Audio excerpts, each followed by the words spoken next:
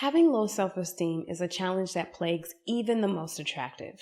If low self-esteem or low self-worth is something you struggle with, then let's see if we can do something about that. Let's talk about it.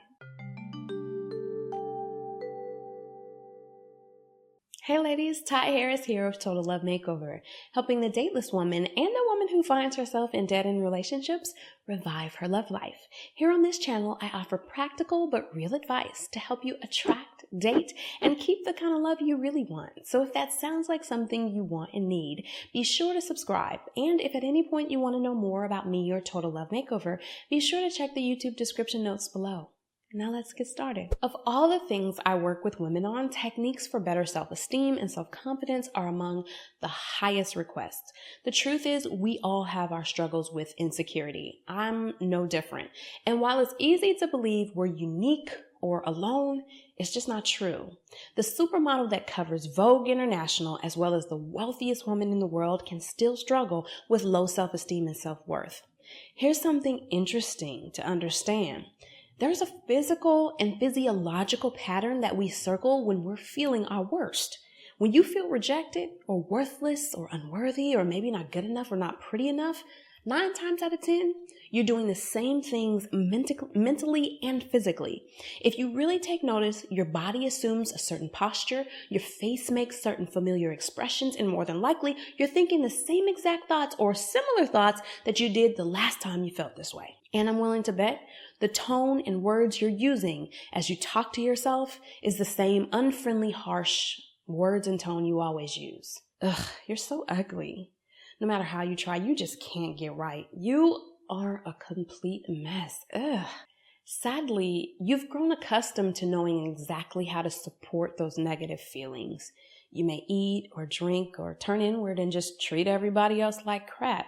What this means is over time, you've conditioned yourself and gotten very good at playing the part of someone with low self-esteem. Psychologically, physiologically, you know exactly how to play that role. You know what to do with your body.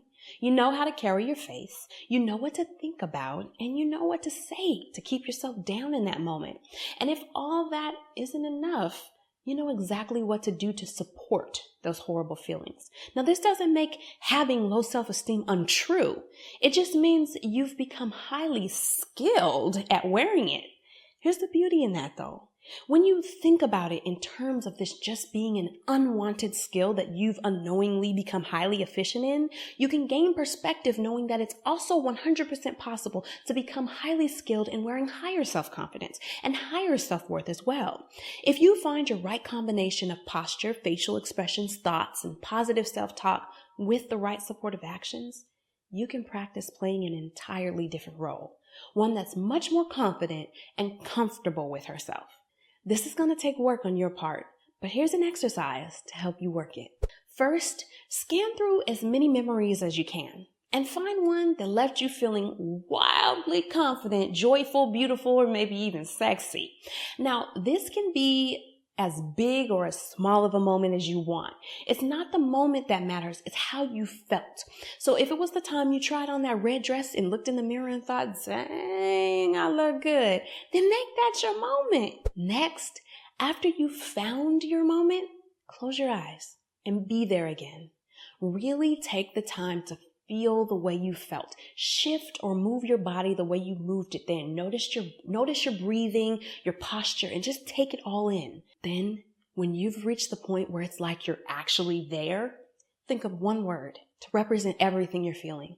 And once you've got your word, think of a color that really embodies the moment. Congratulations. That moment, those feelings, that word, that color, this is your new high self-esteem trigger. Here's what you do with that.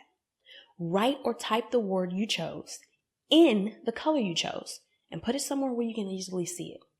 Each time you see this word and or color, use it as a trigger to take you back to that moment and feeling where you were your most confident and comfortable self.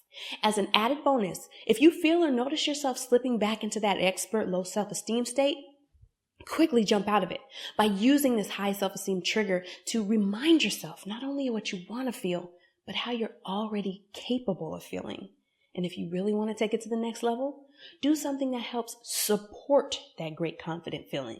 Spritz on a little perfume, paint your nails, find something that makes you laugh, whatever it is, just make sure it supports the more confident, happy feeling you. You can feel confident, happy, worthy, and lovable. It just may take some work to remember how it feels to be those things. And every time you have another wonderful experience or moment, create a new trigger and start practicing with that one. I understand that some people have had an outrageously difficult life, but we can all find at least one moment to draw from, no matter how small. Be encouraged. Did you like this episode? Make sure to like it. And this one is important, so I'd love it if you shared. Of course, if you want to go deeper, jump over to Total Love Makeover and join the mailing list that I call the Dressing Room. Each week I give a practical application to my dressing room insiders that isn't shared here on the YouTube channel. Remember, you can have the love you want. Sometimes it just takes doing something different to get something different. And if you're ready to do the work, girl, I'm more than willing to help you get there. Until next time.